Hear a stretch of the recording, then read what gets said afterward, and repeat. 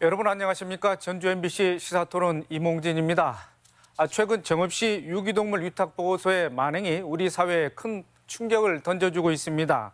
유기견 보호와 안락사 명목으로 지자체로부터 1억 원 가까운 지원금을 받았지만 시설은 생족이었고 유기견 상당수가 인근 식용견 농장에서 발견되기도 했습니다. 반려동물 천만 시대입니다. 도내 유기견 보호시설은 어떻게 운영되고 있는지, 또 갈수록 증가하는 반려동물 유기와 동물 학대 문제의 근본적인 원인은 어디에 있는지 오늘 시사토론에서 짚어보겠습니다. 오늘 함께할 토론자 4분 모셨습니다. 안녕하십니까? 반갑습니다. 네, 최근 보도를 통해서 접하신 분들 많으실 텐데요. 유기견을 돌봐야 할 정읍시 유기견 보호소에서 제대로 관리를 하지 않은 것은 물론 상당수의 유기견을 건강원으로 불리는 농장에 팔아넘긴 것으로 드러났습니다. 최재용 전라북도 농축산식품국장님 자리에 함께 하셨는데요. 네. 관련 사실이 드러난 이후에 전라북도가 실태 조사를 했지 않겠습니까? 네. 상황을 좀 설명을 해 주시죠. 지난주 긴급하게 동물보호단체와 행정이 같이 25개의 동물보호소에 대해서 점검을 실시를 하였습니다. 전체적으로 그 비바람에 노출이 되는 등 시설이 매우 열악한 상태이고 또 청소라든지 위생 관리가 상당히 많이 미흡하다 이렇게 좀 판단이 되었습니다. 네, 어디 정읍시 지금 유기견 위탁 보호소 관련입니까? 아니면 전체 25군데 전수조사에 대한 결과입니까? 정읍시를 포함해서 25군데 전체에 대한 전수조사를 마쳤습니다. 네, 그럼 정읍시 위탁 보호소 그 네. 부분에서 좀 구체적으로 좀 말씀을 해주시죠. 예, 이제 정읍시의 경우는 이제 그 고발이 될 정도로 이제 심각한 상태에 이르렀고, 이번에 이제 조사는 정읍시 이외의 나머지 24개소의 상태가 어떤지에 대해서 이제 점검을 했던 겁니다. 그래서 시설에 대한 점검, 관리에 대한 점검, 또 어떤 뭐 불법 반출이라든지 관리 소홀에 대한 부분들을 좀 같이 행정과 동물보호단체가 좀 꼼꼼하게 점검을 했고, 그 과정상에서 아까 앞서 말씀드린 대로 너무나 시설이 생각 이외로 좀 열악하다는 것이 좀 객관적으로 드러났고 또 청소라든지 위생관리 상태가 너무 소홀하다 이렇게 좀 판단이 되어서 필요한 부분에 대해서는 이제 긴급 조치를 할 수 있도록 시군을 통해서 일단 시달을 한 상태입니다. 네, 알겠습니다. 군산 유기동물보호소 이정호 소장님 오늘 함께 하셨는데 우선 군산 유기동물보호소가 어떤 기능과 역할을 하고 있는지 좀 생소하게 좀 느껴집니다. 설명을 좀 해주십시오. 저희 군산시 유기동물 보호소는 전국 최초의 그 공원형 유기동물 보호소로 5,000평 규모의 그 넓은 부지에서 대형견, 중형견, 소형견으로 분리가 되어서 각 개차별로 운동장이 넓게 조성이 되어 있습니다. 그래서 아침부터 저녁까지 햇빛을 보고 뛰어놀 수 있고 전국에서 이제 많은 봉사자분들이 방문을 해서 아이들하고 같이 이렇게 힐링과 봉사를 같이 할 수 있는 그런 보호소입니다. 현재 몇 마리 정도를 수용하고 있습니까? 지금 현재 700마리 조금 넘었습니다. 그 상당히 네. 많은 숫자인데요. 네. 군산 유기동물 보호소 전국적으로도 이름이 유명세를 좀 타고 있습니다. 그런데 앞서 언급됐던 정읍시 유기견 보호소의 그 시설이나 프로그램과는 상당한 차이가 있을 것 같습니다. 네. 군산 유기동물 보호소만의 그 특화된 그런 프로그램 좀 어떻게 운영되고 있는지 좀 자세한 설명 부탁드리겠습니다. 저희 보호소는 규모와 이제 개체 관리 이런 부분에서는 전국 최고라고 보고 있습니다. 네, 제가 처음 보호소를 시작하면서 많은 봉사자분들과 보호소 운영위원회라는 걸 조성을 해서 그 운영위원회로 이제 보호소를 같이 운영을 했습니다. 그리고 그 운영위원회 분들이 군산시와 수시로 그 회의를 통해서 보호소에 이제 어려운 문제나 해결해야 할 문제들을 이렇게 같이 해결할 수 있게 항상 봉사자들 분들한테 오픈이 되어 있는 그런 식의 운영을 해왔기 때문에 이런 정읍시 같이 이렇게 그런 보호소하고는 좀 차이가 너무 많다고 생각합니다. 네. 그 운영위원들도 있겠습니다만 직접 이 동물들을 보호하고 또 관리해주는 그런 직원분들도 많은 역할을 하고 있을 텐데 네. 직원은 현재 몇 명이 근무하고 있습니까? 지금은 이제 하루에 근무할 수 있는 인원이 이제 저 포함해서 7명이 운영을 하고 있습니다. 네. 네, 오늘 또 법적인 자문을 위해서 이덕준 변호사도 모셨습니다. 네, 이 변호사님, 현재 정읍시 유기견 보호소 사태에 대한 수사 어떻게 진행되고 있는지 좀 네, 뭐 네, 보도에 정리를 따르면은 그 정읍시 유기견 보호소 대표하고 관리인 그다음에 그 유기견을 넘겨받은 개 농장주가 고발 조치된 걸로 나와 있습니다. 뭐 앞서 말씀 뭐 하신 것처럼 동물보호법 위반 혐의로 고발 조치된 것으로 보이는데요. 앞서 그 이정호 대표님이나 최 국장님 말씀하셨지만 관이나 시민사회단체에서 이렇게 관심을 가지고 계속 노력했음에도 불구하고 이런 일이 벌어서 좀 안타까운 것 같고요. 또 정읍시는 이렇게 유기견 보호소에 보조금을 뭐 1억 정도 줬다고 하는데 그것도 환수 조치하려고 절차에 들어간 것으로 알고 있습니다. 네, 이런 동물 학대라든지 부적절한 관리로 인한 이런 경찰의 수사, 뭐 최근에는 없었던 것 같은데요. 어떻습니까? 그러게요. 우리 지역에서는 이렇게 이제 이슈화된 것이 이렇게 드문 것 같은데요. 전국적으로는 뭐 이렇게 자동차에 개를 뭐 매달고 다니거나 아파트에서 이렇게 반려견을 던지거나 해서 수사가 이루어지고 뭐 재판도 되고 이런 경우가 있는 것 같습니다. 네.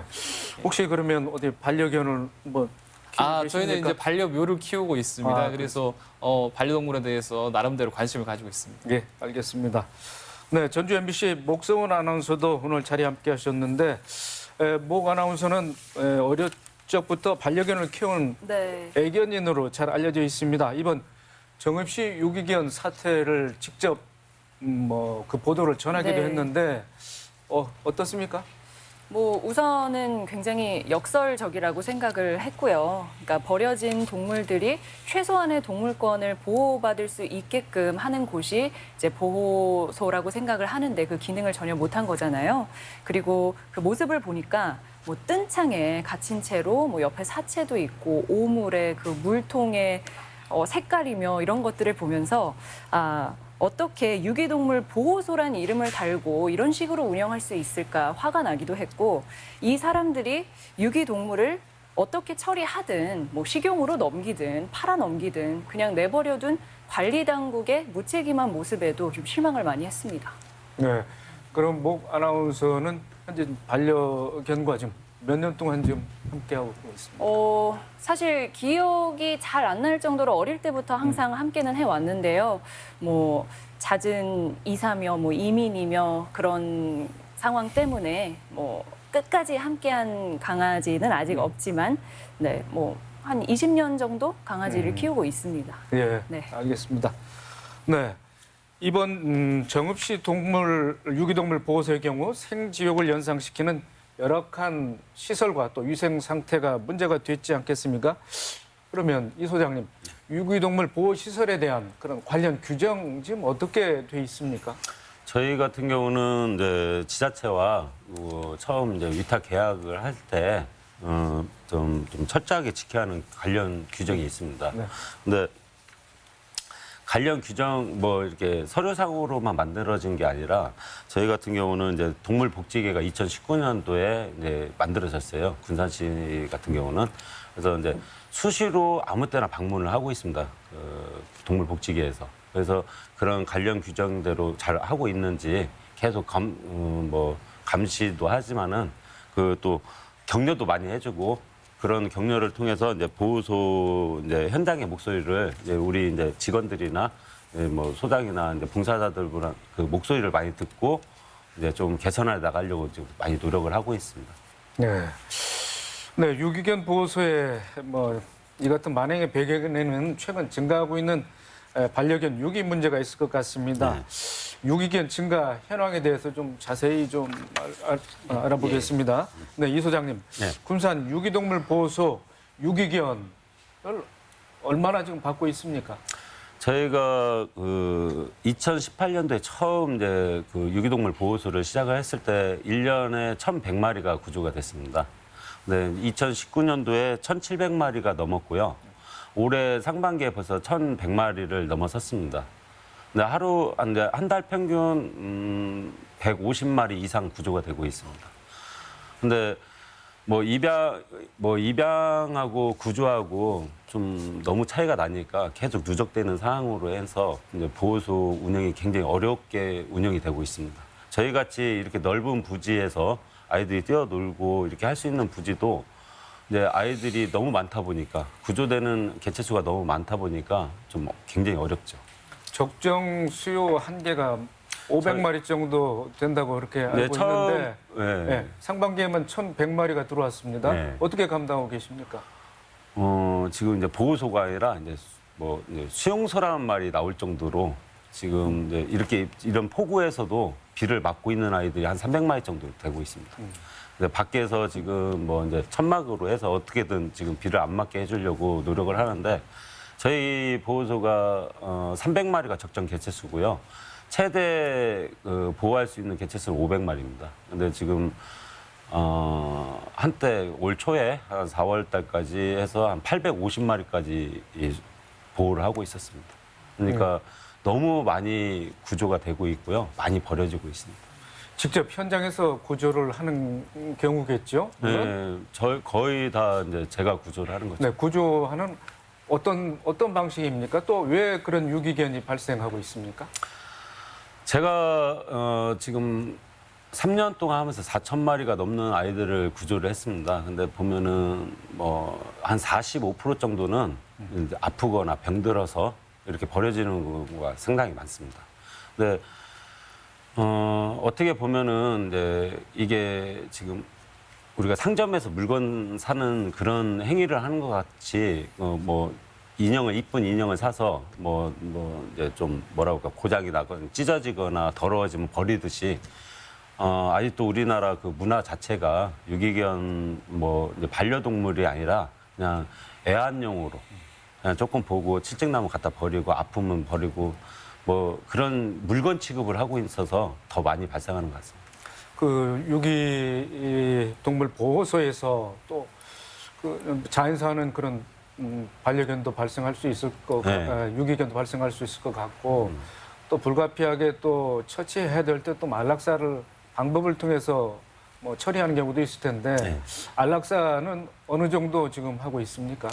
저희가 처음 보호소를 2018년부터 하면서 이제 봉사자분들하고 많은 상의를 했어요. 군산시 우리 보호소는 안락사 없이 이 보호소를 운영할 수 있다. 뭐 우리가 이렇게 노력을 하면은 뭐 시의와 봉사자 단체와 보호소가 이렇게 삼위일체가 돼서 안락사 없는 보호소를 운영을 하자 해가지고 엄청나게 노력을 했습니다.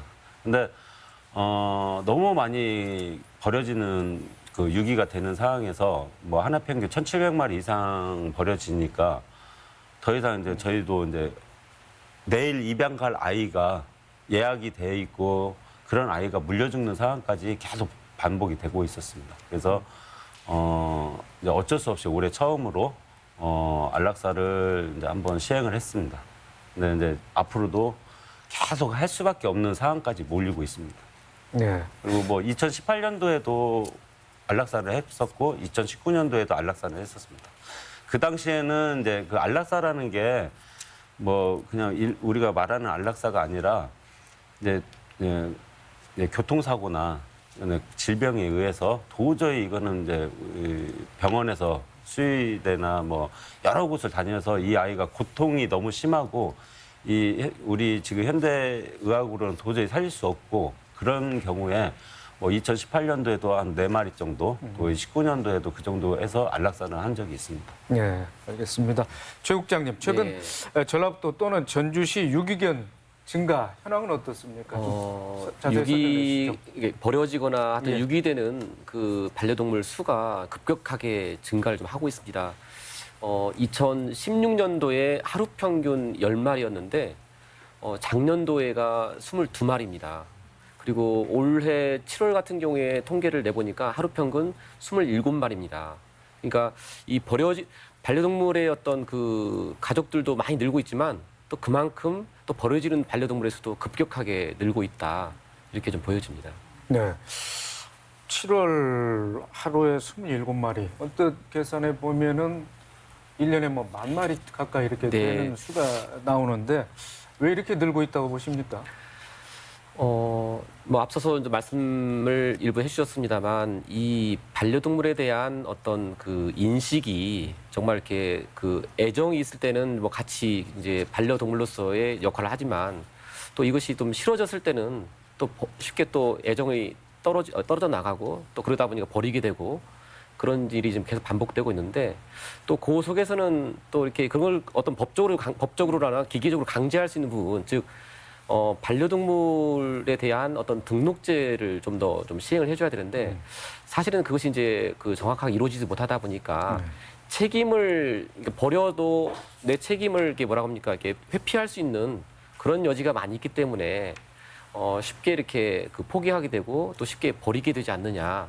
이렇게 좀 이제 추정을 하고 있습니다. 거기다 덧붙여서 뭐 제 생각하기에는 어떻든 간에 뭐 인식이 좀 뭐 떨어져서 그런 것도 있지만 또 덧붙여서 제도 보완이 필요하다. 실질적으로 키우려면 경제적으로 돈이 들고 관리가 필요한데 개인이 다 감당할 수 없어서 벌어지는 일도 있거든요. 그래서 논의되는 것들이 보험제도도 실시해서 그 반려동물들 의료비도 좀 지원해주고 뭐 이런 것들이 점차적으로 제도 보완이 되면 좋아서 키우다가 나중에 이게 아파가지고 버리는 일들 이런 게 좀 줄어들지 않을까. 실제로 한번 반려묘를 키워보니까 돈이 많이 들어가더라고요. 네. 1차적으로 유기동물이 발생하면 그 1차적 원인은 견주에 있는 거 아니겠습니까?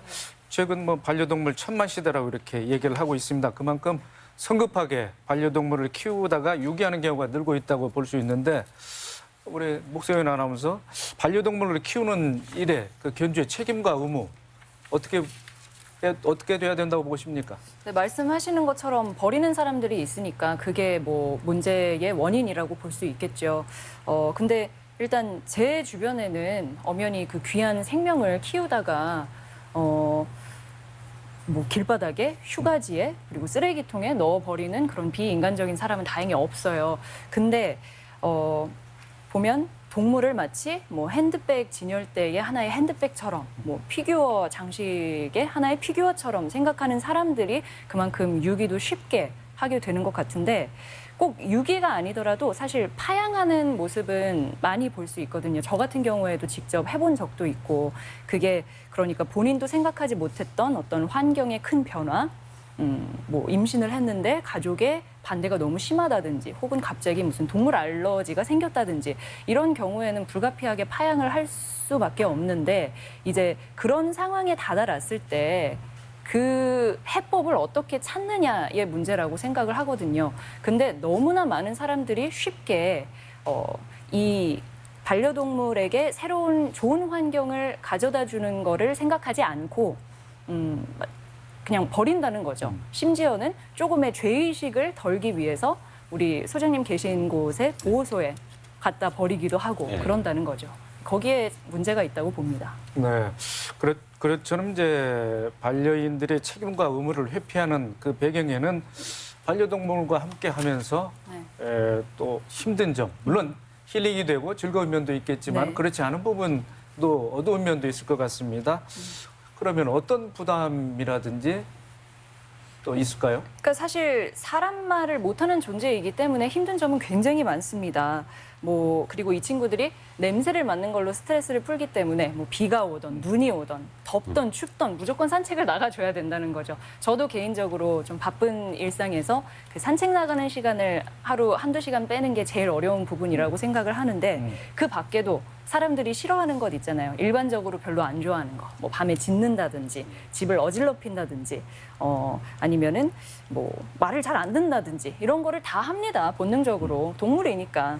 그런데 그런 것들을 생각하지 않고 또 비용적인 측면에서도 부담이 되는 게 있는데 그냥 일반적으로 사료 사서 먹이는 것뿐만이 아니라 뭐 목욕할 때, 미용할 때, 그다음에 예방접종할 때, 구충제 먹일 때 이럴 때 다 주기적으로 돈이 다 추가 비용이 들어가거든요. 심지어는 이제 10년이 넘어가게 되면은 애들이 아프기 시작합니다. 노견이니까. 그러면 그때부터는 병원비를 뭐 예상할 수도 없고 또 한꺼번에 목돈이 들어가기도 하는데 이런 것들에 대한 고민이 부족하기 때문에 많이 어렵다고 느끼는 거죠. 그리고 저는 아이를 키워보지 않아서 사람 아이를 키우는 거는 잘 모르지만 주변에 키워보신 분들은 아이 키우는 것과 비슷하다고 많이들 이야기를 하세요. 그러니까 당연히 힘들죠. 힘든데 그만큼 주는 기쁨도 있는 거고 그래서 아마 아이 키우는 것과 비슷하다고 비유를 하지 않을까 싶은데 한 가지 중요한 건 그만큼 책임감이 든다는 거죠. 네. 네, 알겠습니다.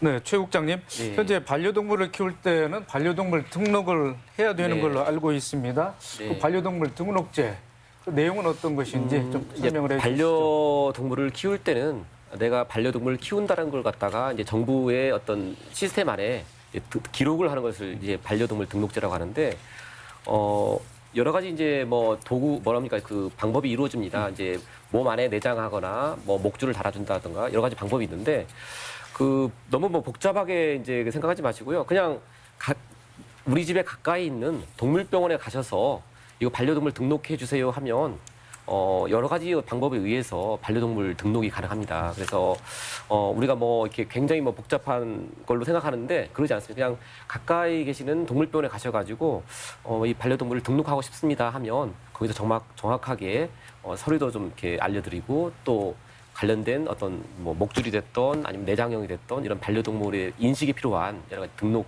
그 기기들을 몸에 부착도 해주는 것을 우리 동물병원에서 일관되게 해주고 있습니다. 네, 소정의 비용만 부담하게 되면은 예, 뭐 비용- 내장 칩이라든지 네. 내장형 표시라든지 그것은 이제 견주 동물주의 선택에 의해서 네. 할 수 있다 그런 예, 근데 여기 말씀인데. 오해 없어야 되는 건 이제 동물병원에서 그냥 무료로 해주는 게 아니고 이제 가격이 한 3만 원에서 한 15,000원 사이 정도의 비용이 추가로 듭니다. 그러나 이제 이거는 이제 어쩌면 법적인 의무 사항이기 때문에 이것이 해도 되고 안 해도 되는 것이 아니라 반드시 해야 된다 이렇게 인식을 가질 필요가 있고 또 특히 이제 제가 이게 이 제도를 운영하면서 고민스러운 부분은 거의 모든 동물들이 평생 한 번 정도는 이제 그 동물병원에 갈 텐데 이 동물병원에서 그런 점들 정확하게 좀 인지를 시켜드려야 됩니다. 또 필요에 따라서는 어쩌면 이게 그 동물병원 반려동물로서의 등록이 되어 있지 않으면 치료를 좀 거부하다든가 아니면 그 조건 하에 치료를 해준다든가 이런 좀 적극적인 행위를 해줘야 되는데 사실 이제 이것이 법으로는 의무화되어 있지만 우리 병원에서 등록되어야만 치료를 해주지 않는 시스템이기 때문에 이제 그런 것들이 좀 그 오신 분에게 번거로움이라든지 좀 거부감이 있기 때문에 말씀들 안 하시고 예, 하시는데 지금 참 동물병원에서 좀 더 적극적으로 대면하시는 1대1 접촉하는 실은 그런 측면에서 그런 어떤 반려동물의 등록에 대해서 조금 더 많이 좀 알려주시고 주변에 좀 홍보해 주셨으면 좋겠습니다. 예, 실상은 그렇지 않다 네. 그렇게 좀 여겨지는데 네. 반려동물 천만 시대 네. 그렇게 말은 하고 있는데 네. 그렇다면은 네. 반려동물로 지금 얼마나 지금 등록이 되어 있는 상태입니까? 저희가 이제 반려동물의 의무 등록 대상이 되는 것이 이제 강아지입니다. 예, 그 고양이 같은 경우는 이제 자율 등록 대상이고요. 그 의무 대상인 강아지만 대상했을 때 현재 한 등록률이 한 38% 정도입니다. 그래서 그 비율이 아직도 좀 낮고 또 해야 될 여지가 너무 많고 우리 또 반려동물 키우시는 분들이 그에 대한 인식이 아직 좀 부족하다. 알지 못하시고 그냥 자연스럽게 뭐 키우면 되는 것이지 않나 이렇게 생각하시는데 하여튼 반려동물도 반드시 등록을 해야 된다 이렇게 조금 인지를 해주셨으면 좋겠습니다. 네. 한 가지 좀 덧붙이고 네. 싶은 이야기가 있는데요. 사실 이게 법으로는 의무화돼 있지만 강제성이 없다 보니까 실효성이 없는 거잖아요. 네네. 그러니까 지금은 아무나 무분별하게 뭐 네. 원하기만 하면 가져다가 동물을 키울 수 있는 상황인데 네. 사실 이 보호자가 동물을 데리고 병원에 가서 내장칩 해주세요 하지 않으면 그냥 그만인 거예요. 그렇게 키우다가 또 유기해 버리면 누가 버렸는지 알 수도 없는 그냥 그런 상황이 계속 발생하고 있는 거란 말이에요. 네네. 근데 반려동물을 키우는 사람 입장에서는 그러면 그러니까 뭐 이런 생각을 하지는 않았으면 좋겠지만 혹시라도 내가 이 칩을 인식을 해 놓으면 나중에 나 뭐 처벌받는 거 아니야? 이런 생각을 할 수도 있잖아요. 그렇기 때문에 이거는 좀 강제성이 필요하다고 생각을 해요. 그렇지 않으면 자발적으로 할 사람이 과연 얼마나 있을까? 물론 동물병원에서 도와주면 좋겠다는 이야기도 하셨지만 수의사 입장으로서는 아픈 동물이 오면 치료를 해줘야 되는데 뭐 내장칩 여부에 따라서 뭐 치료를 한다 안 한다 이것도 좀 문제가 될 수 그렇죠. 있을 것 같거든요. 그래서 뭐 아직 그 방법까지는 제가 모르겠지만 단속을 좀 강화하는 것도 필요하지 않을까 생각이 들어요.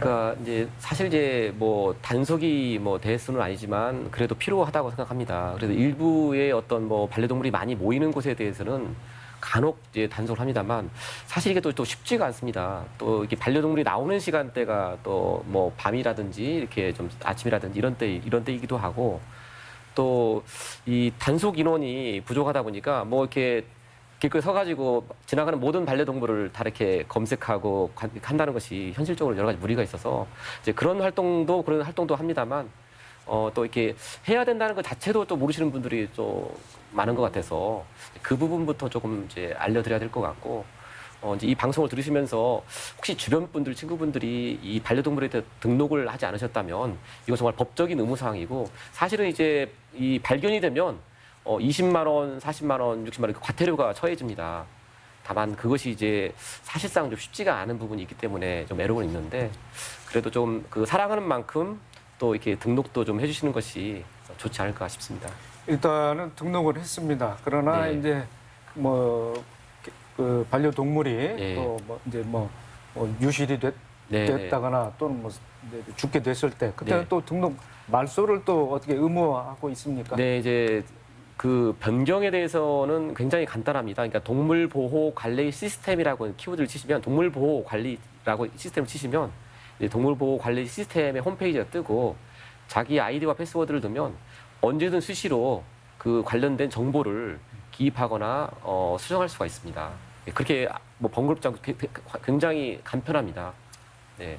그래서 홈페이지 반려동물 보호 시스템 이렇게 좀 알아주시면 부장님 좋겠습니다. 말씀하신 것처럼 이게 반려동물 등록하고 이런 것들이 제도적으로는 뭐 다 잘 되어 있는데 이제 실질적으로 위반했을 때 점검이 잘 안 되는 게 사실인 것 같더라고요. 그리고 등록 대상 동물도 일단은 지금은 뭐 개 말고 반려동물이 뭐 고양이도 있고 많이 있는데 등록 대상 동물이 개만으로 한정되어 있는 것도 조금, 의무 대상이. 네. 의무 대상으로 한정되어 있는 것도 문제인 것 같고요.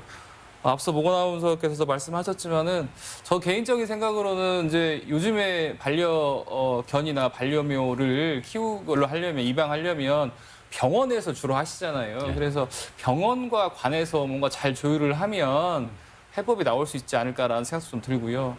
또 이렇게 동물 같은 경우 이제 그 등록 안 하는 것도 좀 문제가 되지만 유기하는 경우도 문제가 되는데 실질적으로 또 유기할 때도 과태료 300만 원 이하로 처하게 법률에 규정은 돼 있습니다. 근데 그러면 그렇게 이제 뭐 엄청나게 많은 유기견이 이렇게 생기고 있는데 그거를 정말로 찾아가지고 그 유기한 그 반려견이나 반려동물 주를 주에게 과태료를 부과할 수 있는지 참 현실적으로 문제가 좀 있는 것 같습니다. 네. 키우던 동물을 고의로 유기한 경우가 300만 원.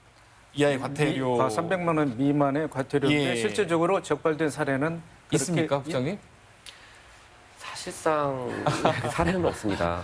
없는 현실이고 그래서 이제 정부도 이게 뭐 내장 칩이라든지 목줄도 뭐 쉽사리 또 풀어지는 면이 있기 때문에 제한이 있기 때문에 좀 더 쉬운 방법을 좀 연구를 좀 하고 있습니다. 그래서 뭐 그 동물의 홍채라든지 뭐 코라든지 특별한 어떤 이렇게 굉장히 쉽게 우리 지문 등록하듯이 이렇게 좀 간편하게 또 거의 뭐 저렴하게 할 수 있는 방법을 정부가 지금 제도 개선을 위해서 노력을 좀 하고는 있습니다. 네. 이 변호사님 반려동물 네. 등록을 하지 않을 경우 네. 또 과태료나 처벌 근데 좀 아까 말씀하셨는데요. 조금 예, 뭐 좀 100만 원 이하의 세부적으로 좀 과태료, 말씀해 주시죠. 예, 100만 원 이하의 과태료 처벌하게 돼 있는 것으로 법에는 돼 있는데 실제로 현실에서 반려동물로 등록 안 했을 때 처벌한 경우가 있는지는 뭐 잘 모르겠는데 하여튼 규정은 100만 원 이하의 과태료로 돼 있습니다. 예. 이제 뭐 만약에 이제 이게 그 동물 등록제가 정확하게 시행이 되면 특히 이제 뭐 내장형 같은 경우 시행이 되면 이게 이제 인식이 될 텐데 지금 그 지금의 이제 유기동물을 보면 거의 이렇게 등록된 동물이 아니고 등록되지 않은 미등록 반려동물이 많이 이게 유기가 되고 있습니다. 그래서 네, 그런 부분도 같이 좀 이렇게 등록과 전체적으로 이렇게. 처벌이 같이 좀 이렇게 이루어져야 제도가 좀 정착이 되지 않을까 생각합니다. 네, 이 변호사님 예. 정읍시 유기동물 보호소의 경우 현재 3명의 경찰이 이제 고발된 상태이지 않습니까? 네. 그러면 이들이 받게 될 처벌은 어떻게 될까요? 그러니까요.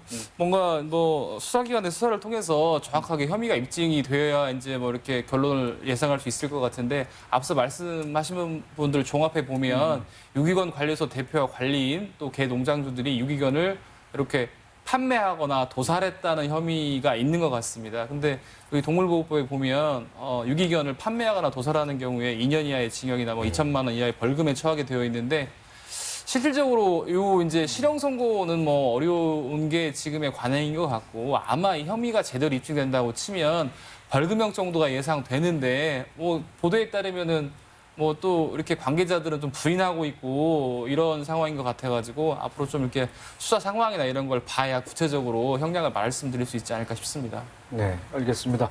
네, 반려동물 천만 시대입니다. 반려동물 문화와 시민 의식은 또 어떠해야 되는지 그 부분에서 또 주제를 좀 넘어가서 계속 토론을 이어가도록 하겠습니다. 네, 솜방망이 처벌이 반려동물의 유기를 키우고 있다는 짐작이 듭니다. 목수연 아나운서, 캐나다에서도 오랜 동안 생활을 한 것으로 네네. 알고 있는데 해외와 우리의 그 반려동물 문화 차이가 어떤지 좀 소개를 해주시죠. 네, 우선 캐나다와의 차이를 좀 말씀드리자면 굉장히 많은데 한 두 가지만 말씀드릴게요. 먼저 한국은 처벌이 너무 약합니다. 근데 이 처벌이라는 게 동물이 잘못을 했거나 보호자가 의무사항을 지키지 않아서 받는 처벌도 너무 가볍고 또 제3자가 동물에게 해를 가했을 때 주어지는 벌도 너무 약합니다. 이렇게 법이 약하다 보니까요. 동물을 키우는 보호자 입장에서는 뭐 결국 좀 덜 조심할 수밖에 없고 좀 느슨해지는 경향이 있는데 이게 그러다 보면은 사고로 이어지고 사고가 나면 언론에 보도가 되고 그러면 사람들이 동물은 위험한 존재이구나. 반려동물은 위험하다. 뭐 이런 인식이 자리 잡는 것 같아요. 그래서 결국 악순환인 거죠. 처벌이 약하다 보니까. 그러니까 하나의 예를 말씀드리자면 어릴 때 제 동생이 캐나다에서 마당에 있는 개한테 물린 적이 있어요. 근데 어린 아이가 응급실에 갈 정도로 좀 심하게 물렸는데 그 개는 이제 사람을 물었기 때문에 법에 따라서 안락사 됐습니다. 그래서 개가 전부 다 위험한 존재다라는 일반화를 하지 않았어요, 동생이. 그러니까 그 개가 위험했고 나에게 해를 가했지만 다른 동물들은 그렇지 않다. 뭐 이렇게 생각할 수 있는 환경이 만들어졌던 거죠. 그러니까 그러면 보호자가 소홀히 관리했던 건데 이 개가 죽어야 되냐? 뭐 동물권을 논하면은 또 다른 논란의 여지가 있을 수 있지만 적어도 견주 처벌이 엄격했다는 거. 그래서 자기 반려동물을 더욱더 교육시키는데 열심히 할 수밖에 없고 또 반려동물을 돌보는데 소홀히 하지 않아요. 이게 큰 차이인 것 같고요. 반려 문화 자체도 굉장히 다릅니다. 이게 무슨 얘기냐면은 뭐 목줄을 굳이 짧게 채우지 않아도 여유롭게 산책할 수 있는 넓은 산책로가 있고 또 몇 미터만 가면은 바로 반려동물의 배변을 버릴 수 있는 쓰레기통들이 다 배치돼 있습니다. 그렇기 때문에 사실 반려인과 비반려인의 충돌이 생길 일이 많지가 않아요. 근데 한국은 다들 아시다시피 환경이 그렇지가 않죠. 인구 밀도가 높기 때문에 부딪힐 수밖에 없고 싫어하는 사람과 좋아하는 사람이 서로 조금씩 양보를 해야 되는 환경인데 그게 잘 이루어지고 있는지는 잘 모르겠습니다. 그러니까 어떻게 보면 반려인과 비반려인 서로 배려하고 존중하는 게 더 중요한 사회인데 한국 사회는 그 부분이 좀 미흡하다는 거 거기에서 큰 아쉬움을 느끼고 있습니다. 네. 또 반려동물 문화 선진국 하면은 독일과 또 스위스를 꼽지 않겠습니까? 네. 그 나라에 대해서는 어떻게 반려 문화가 형성되고 있는지 한번 좀 설명을 해주시죠. 뭐 사실 그냥 저도 언론을 통해서 뭐 좋다 이 정도만 알고 있지 직접 경험해 보지는 않아서 잘 모르겠지만 뭐 입양을 하기 전에 뭐 시험을 해보다든지 이런 식으로 좀 더 구체적으로 시스템이 잘 갖춰져 있는 걸로 알고 있고요. 그 다음에 동물권을 존중해 주는 걸로 알고 있습니다. 그러니까 동물의 생명, 권리도 중요하다. 그런 인식이 이미 자리 잡혀 있는 거죠. 사람들 사이에. 근데 한국은 아직까지는 사람보다 미친 존재고 그렇기 때문에 뭐 이들의 권리까지 우리가 이야기를 해야 되냐라고 생각하는 사람들이 좀 많지 않은가 생각이 들어요. 네. 그 부분은 제가 저도 뭐 사실 가보지는 않았습니다만 이제 제도를 연구해 보면 독일 같은 경우에는 상당히 엄격하게 시행을 좀 하고 있습니다. 그러니까 이제 반려동물을 살 수 있는 것도 우리가 생각하는 뭐 펫샵, 뭐 애견샵 이런 것이 아니고 동물 보호소에서 90% 이상이 이제 입양이 좀 되고 있고 또 이 반려동물을 이렇게 이제 키우고자 할 때 필기 시험과 실기 시험을 보면서 갖춰야 될 소양 또 알아야 될 내용에 대해서 정확하게 인지한 상태에서 반려동물을 키우게끔 이렇게 법적으로 좀 되어 있고 또 이게 그런 반려동물을 가지고 있다는 것 자체가 또 매년 또 일정한 세금을 내야 됩니다. 그래서 그걸 가지고 또 정부는 또 관련된 이제 인프라라든지 서비스를 좀 하게 되는 것이죠.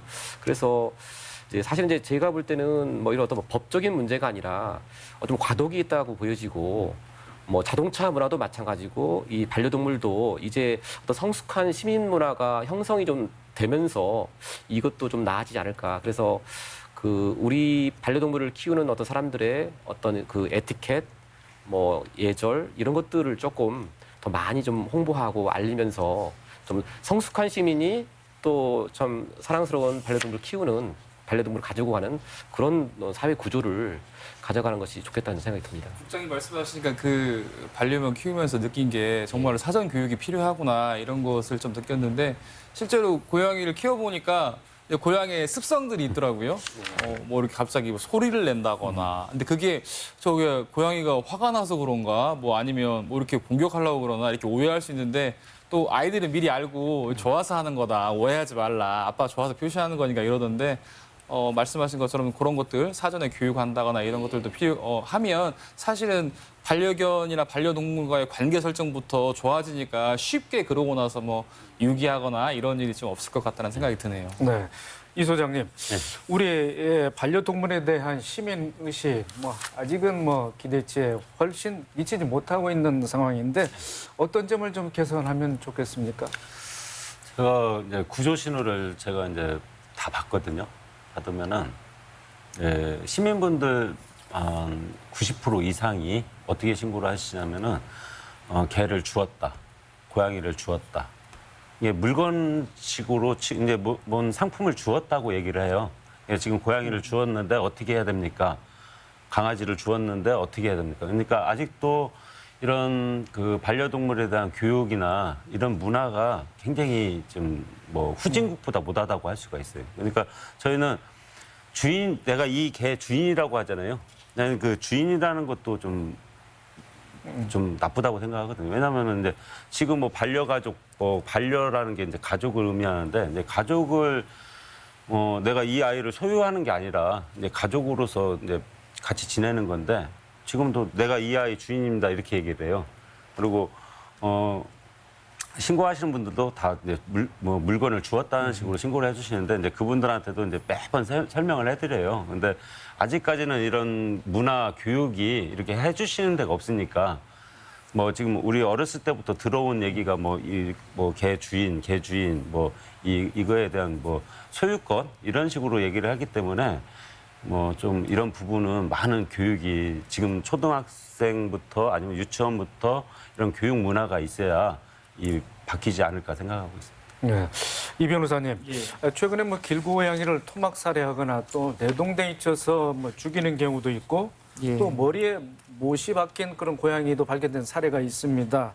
이 같은 동물 학대 문제, 사회적 그런 문제로까지 그런 비화되는 그런 양상인데 최근 불거지는 동물 학대의 그 원인 또 앞으로 어떻게 대책을 세워야 될지 좀 말씀해 정말 주시죠. 이게 처음부터 끝까지 계속 그 논의해온 핵심인 것 같은데 실질적으로는 우리 소장님 말씀하신 것처럼 뭐 어떤 시민의식이나 문화의 어떤 그런 것들이 반려동물이랑 익숙하지 않은 게 우리 사회의 현실인 것 같습니다. 그래도 반려동물이 많아지고는 있지만 불과 뭐 한 20, 30년 전만 해도 그 뭐 반려동물의 문화라는 게 없었고요. 근데 또 우리 사회의 특징이 변하면 거기에 잘 맞춰서 적응하고 새로운 시스템도 만들어내고 하지 않습니까? 그래서 앞서 말씀하셨지만은 반려견에 대한 어떤 문화나 인식을 좀 고양시키기 위해서 뭐 제도적인 어떤 시스템을 좀 마련해야 될 것 같고요. 그런 게 없어서 이런 것이 이제 벌어진 것 같은데 그런 것들 뭐 사회적인 합의를 좀 이끌어낼 수 있도록 뭐 관이건 시민단체건 학교건 다 좀 힘을 모아야 되지 않을까 싶습니다. 법적인 처벌에 있어서 뭐 해외와 또 우리나라의 뭐 사례가 좀 다릅니까? 그러니까요. 그 이제 처벌이라는 것도 뭐 문화에 기반해서 뭐 법률을 만들 것일 텐데요. 앞서 말씀드렸지만은 우리가 뭐 유기하거나 뭐 유기견을 판매하거나 도살하는 경우 이런 것들 처벌이 있었는데 그 보도에 따르면 미국 같은 경우는 그 반려견을 자동차에 매달고 한 1.5km 가가지고 그 기소돼서 징역 10년 6월에 처했다고 하는데 저희는 뭐 법률상 그게 불가능한 형량이거든요. 그렇다고 보면 해외의 어떤 선진국의 어떤 반려견 학대나 이런 거에 대한 처벌 수위보다는 우리나라가 확실히 낮은 것은 사실이다. 그런 것 같습니다. 예, 알겠습니다. 그렇게 이해하겠습니다. 이정호 소장님, 반려동물을 입양하기 이전에 군산 유기동물 보호소 같은 시설에서 뭐 자원봉사를 통해서 미리 체험해 보는 것도 뭐 좋은 방법이 될 것 같은데 처음에 말씀을 하셨는데 자원봉사를 하기 위해서는 어떤 절차를 거쳐야 되는지 좀 말씀을 해주시죠. 저희 보호소는 이제 전국에서 많은 그 봉사뿐만 아니라 가족 단위로 많이 방문을 하고 있습니다. 네, 봉사 같은 경우는 그냥 9시부터 5시까지 자율적으로 와서 뭐 1시간을 하든 5시간을 하든 자발적으로 이렇게 봉사를 할 수가 있고요. 가족 단위 그냥 일반 방문객들은 1시부터 아무 때나 와서 5시까지 아이들하고 보고 가족으로 맞이할 아이들을 이렇게 선택을 할 수 있고 놀아보고 체험을 해서 입양 갈 수 있는 그런 시스템이 되어 있습니다. 그리고 아까도 이렇게 반려묘를 지금 처음 키우시는데 저희 같은 경우는 이제 그 입양 조건이 좀 까다롭습니다. 저희가 이제 처음 키우신 분들은 한 2번에서 5번까지 방문을 해서 이 아이에 대한 이제 고양이든 개든 특징을 좀 배우고 어떤 행동을 했을 때 어떻게 해야 되고 어떻게 아프면 어떻게 해야 되는 그런 거를 어느 정도 교육을 해드리고 있거든요. 근데 처음 키우시는 분들은 바로 입양이 안 되고 그리고 또 혼자 사시는 분들은 또 입양이 안 됩니다. 왜냐하면 이제 이제 혼자 사시는 분들한테 입양을 안 해드리는 이유가 여러 번 착오가 있었어요. 저희도 이제 혼자 사시니까 이제 입양을 해가지고 이제 같이 좀 가족으로 이렇게 해서 좀 1인 가족이니까 이렇게 하려고 했는데 그러다 보니까 이분이 이제 아프거나 무슨 일이 벌어졌을 때 이 아이는 방치가 되더라고요. 근데 이런 일들이 굉장히 많이 발생했어요. 그래서 이제 우리 위원들하고 상의를 해서 이제 1인 가족은 무조건 배제를 했고 그리고 저희 같은 경우는 이제 내년 2021년 중반부터는 이제 그 교육하고 체험을 이렇게 하고 그다음에 이론과 실습을 이수하면은 입양을 할 수 있는 그런 프로그램을 지금 내년 중반부터 도입을 하기로 했거든요. 그래서 이제 그런 프로그램을 지금 만들고 있고 또한 그 키우시면서 이제 법을 모르신 분들이 많아요. 예, 저 아까 등록칩 그 얘기도 했잖아요. 근데 저희 같은 경우는 지금 군산시가 올해부터 지금 보호소에 들어오는 전체 아이들을 다 등록을 하고 있어요. 칩을 의무화로 그냥 공고기간이 끝나면은 이제 이제 의무적으로 다 칩을 하고 그 칩을 한 상태에서 입양을 보내고 있거든요. 근데 이거를 또 나쁘게 생각하시는 분들도 있더라고요. 근데 일단 칩을 해서 입양을 간다는 거는 책임 소재가 따르거든요. 그래서 이제 우리는 이제 그거를 좀 강하게 하고 있고, 그 다음에 지금 우리 도에서 어려운 지금 정읍 보호소처럼 이렇게 어려운 점들이 굉장히 많잖아요. 그래서 저희 같은 경우는 이제 지금 내년부터 지금 준비하고 여러 가지 준비를 하고 있는 게 도에서 입양센터를 운영을 하면 되거든요. 그래서 좀 입양을 좀 각 지자체에 있는 아이들 25곳에 있는 그런 보호소에 있는 아이들을 우리가 이제 입양센터에서 어느 정도 개체를 데리고 와서 입양을 보낼 수 있는 그런 프로그램을 교육을 이수를 하고 프로그램 그런 이수증을 받고 입양을 할 수 있는 그런 기회를 주려고 도단위 입양센터를 한번 지금 계획하고 있습니다. 예, 알겠습니다. 최 국장님, 반려동물 문화가 성숙해지기 위해서는 시민 의식은 물론이지만은 관련 법과 또 행정적 지원도 뒤따라야 할 것으로 보이는데 전라북도가 선제적으로 추진하고 있는 반려동물 관련 정책 좀 말씀을 해주시죠. 예, 기본적으로 유기동물에 대한 구조 또 구조된 동물에 대한 어떤 그 사육 관련된 부분에 대한 지원은 하고 있는데 이제 최근에는 이제 그 반려동물을 같이 그 가족과 함께 할 수 있도록 놀이공원 조성 사업을 작년부터 이제 도 자체 사업으로 추진을 하고 있습니다. 지금도 남원 요천 생태습지라든지 그 임실 오수 그 상행성 방향의 휴게소가 두 군데가 있는데 이제 작년에 완주 봉동을 이제 좀 하고 현재도 진행 중에 있습니다. 하고 있고 올해는 이제 익산 지역에 그 반려동물과 함께 할 수 있는 놀이터 전문 놀이터를 좀 이제 조성하고 있고요. 그 동물재 보호센터가 이렇게 이제 조금 괜찮은 시설 속에서 많이 좀 필요합니다. 특히 이제 시단위가 좀 그런 상황이고요. 그래서 올해도 이제 사실은 군산하고 정읍에 동물보호지원센터라고 해서 동물을 좀 이제 보호하고 관리할 수 있는 시 지경의 건물 인프라를 구축을 좀 현재 하고 있고 특히 이제 그 이런 어떤 뭐 교육이라든지 또 함께할 수 있는 어떤 괜찮은 문화에 대한 어떤 향유가 많이 더 필요해져서 임실 그 오수 의견공원을 중심으로 해서 그 반려동물에 대한 어떤 뭐 테마공원, 뭐 교육시설, 그다음에 여러 가지 뭐 치료 관련된 시설들을 좀 함께 집적화시킴으로써 그 좀 반려동물을 좀 잘 이렇게 교육받고 키우고 또 함께 즐길 수 있는 그런 공간을 좀 늘려나가고 있습니다. 예, 이 변호사님, 동물보호법이 제정된 지 뭐 30년이 다 됐다고 합니다. 관련법도 개정을 위해서는 어떤 노력이 또 있어야 되는지 좀 말씀해 주시죠. 그러게요. 이게 보니까 요즘 반려 인구가 많으니까 동물보호법에 관심도 많이 늘어나고 있는 것 같은데요. 전 의원이죠, 민주당의 표창원 의원이 뭐 동물보호법 개정안 발의해가지고 일단은 뭐 동물의 소유권은 일단 소유주한테 있는 거니까요. 하지만은 그 개정안에는 동물 뭐 학대 혐의로 동물보호법 위반 혐의로 기소돼서 재판을 받고 있으면 재판 중에 그 동물을 반환을 요구할 수 없는도록 하는 뭐 개정안이 발의돼 있었는데 통과는 되지 않는 것 같고요. 근데 이제 앞으로 반려견이 더 늘어나면 늘어날수록 그런 이제 문제되는 것들이 많이 발생할 거기 때문에 아마 동물보호법도 그 개정이 많이 될 것이라고 보고 그런 거 역할에 있어서 시민사회에 대한 또 관해서 면밀하게 뭐 통계 자료를 제공한다거나 아니면 문제점을 지적한다거나 이런 것들이 이루어지면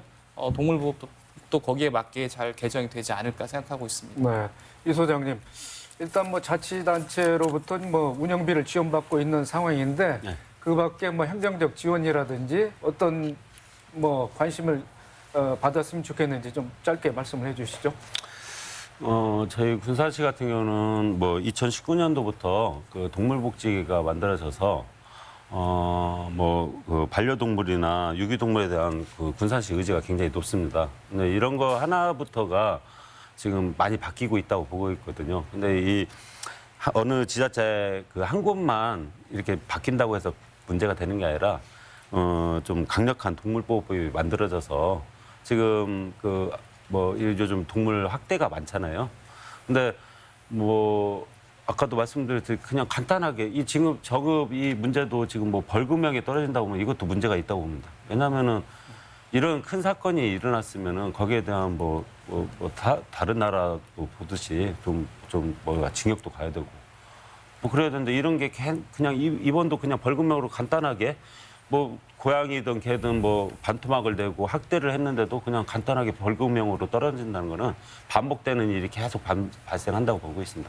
군산시 같은 경우도 지금 그 군산 보호소에 고의 유기 하시는 분들이 굉장히 많아요. 근데 그거를 지금 강력하게 처벌하려고 지금 법적으로 군산시에서도 좀 노력을 하고 있거든요. 네, 예. 알겠습니다.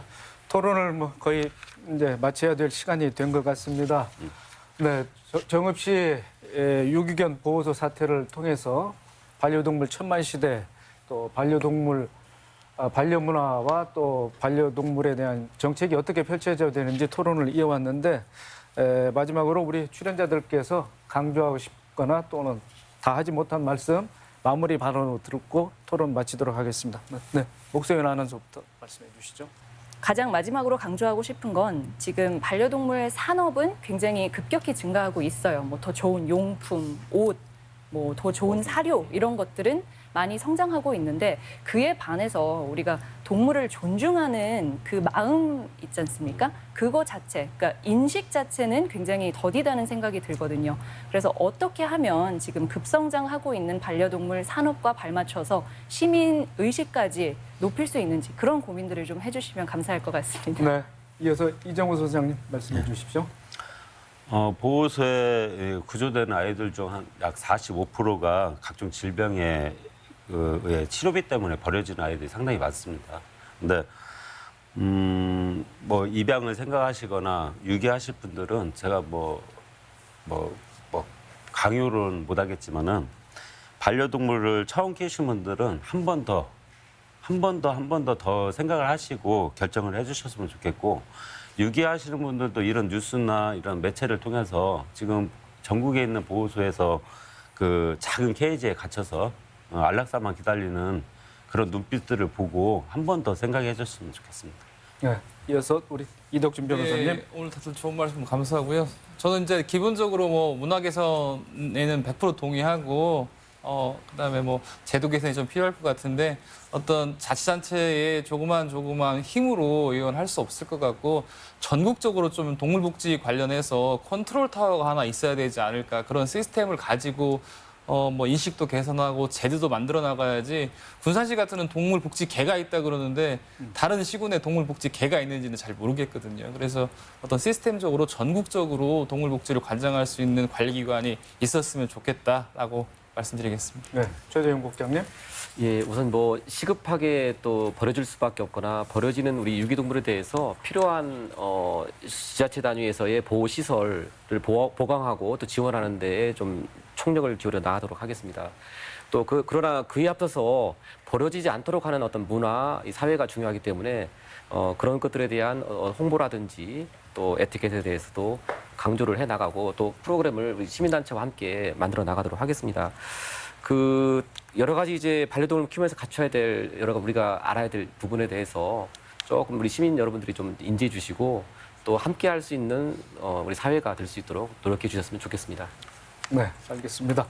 네, 유기견들의 생존기였던 정읍시 유기견 보호소 사건을 계기로 우리의 반려동물 문화를 되돌아볼 수 있었는데요. 반려동물을 키우든 키우지 않든 간에 반려동물과 더불어 사는 것은 이제는 개인의 문제가 아닌 그런 시대가 됐습니다.